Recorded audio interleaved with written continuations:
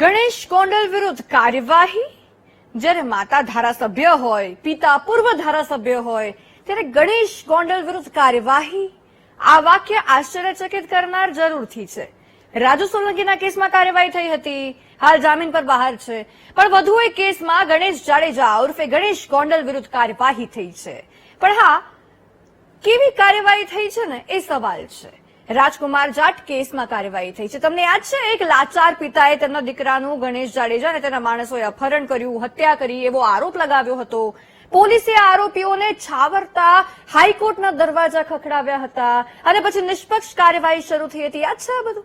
બસ એ મામલે હવે પોલીસે એક્શન લીધી છે. કેવી એક્શન જોઈ લો. રાજકુમાર જાટ હત્યા કેસને લઈને હવે લાગે છે કે પૂરજોશમાં કાર્યવાહી શરૂ થઈ ગઈ છે.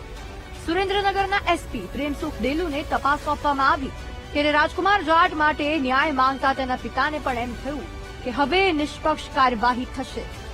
અને આ મામલે અપડેટ એ છે કે ગણેશ ગોંડલને, જી હા, પૂર્વ ધારાસભ્ય જયરાજસિંહ જાડેજાના દીકરા ગણેશ જાડેજાને પૂછપરછ માટે બોલાવવામાં આવ્યા હતા.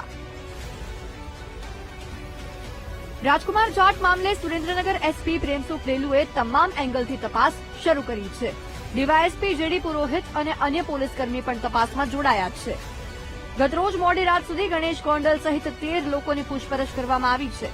રાજકુમાર જાટનો મૃતદેહ શંકાસ્પદ હાલતમાં મળી આવ્યો હતો, જે કેસને પહેલા તો પોલીસે અકસ્માતમાં ખપાવવાનો ખૂબ પ્રયાસ કર્યો તેવો આરોપ રાજકુમાર જાટના પિતાએ કર્યો છે.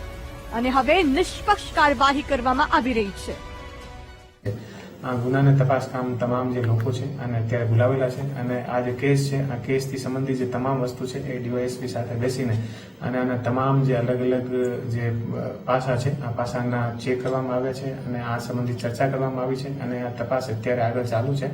અને માનનીય હાઈકોર્ટ જે છે અહીંયા 10 તારીખના રોજ આ તપાસની જે પ્રોગ્રેસ રિપોર્ટ છે આ ત્યાં સબમિટ કરે. કેટલા શખ્સોના સાહેબ બોલાવવામાં આજના દિવસમાં ટોટલ 13 શખ્સ જે છે અને અલગ અલગ રૂપથી બોલાવેલા છે અને આ લોકોના પહેલા પણ આઈઓ દ્વારા ગોંડલ જઈને અને તમામ જગ્યાએ સ્ટેટમેન્ટ લેવામાં આવ્યા છે અને વધારેની પૂછપરછ કરવા માટે પણ આજે અહીંયા બોલાવવામાં આવ્યા છે. અને આ કેસમાં જ્યાં સુધી અમે લોકોને જરૂર પડશે ત્યાં સુધી અલગ અલગ એ લોકો અને આ સંબંધી જે અલગ અલગ લોકો છે આ તમામ લોકોથી પૂછપરછ કરાવતી રહેશે.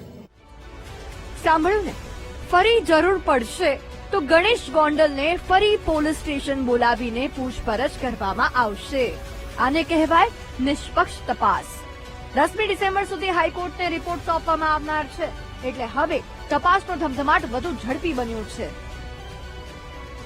બીજી તરફ આ કેસમાં કોંગ્રેસ નેતા યતીશ દેસાઈએ નાયબ મુખ્યમંત્રી હર્ષ સંઘવીને પત્ર લખીને રજૂઆત કરી છે અને બિલિયાળા ગામનો સરપંચ લાલો સહિત 3 થી 4 વ્યક્તિઓ પર તપાસની માંગ કરી છે. યતીશ દેસાઈએ આક્ષેપ કર્યો છે કે લાલો આ કેસમાં તપાસના દાયરામાં આવે છે. તેમના પર અગાઉ પણ ગંભીર કેસો નોંધાયેલા છે અને તેમના ગુનાહિત ઇતિહાસને ધ્યાનમાં લઈને કડક કાર્યવાહી થાય. ત્યારે આ કેસમાં હવે નવું નામ આવતા આ લાલો વિરુદ્ધ પણ કેવી કાર્યવાહી થાય છે તે જોવું રહ્યું. સંવાદદાતા ધ્રુવ મારું સાથે સચિન પીઠવાનો રિપોર્ટ, વીટીવી ન્યૂઝ.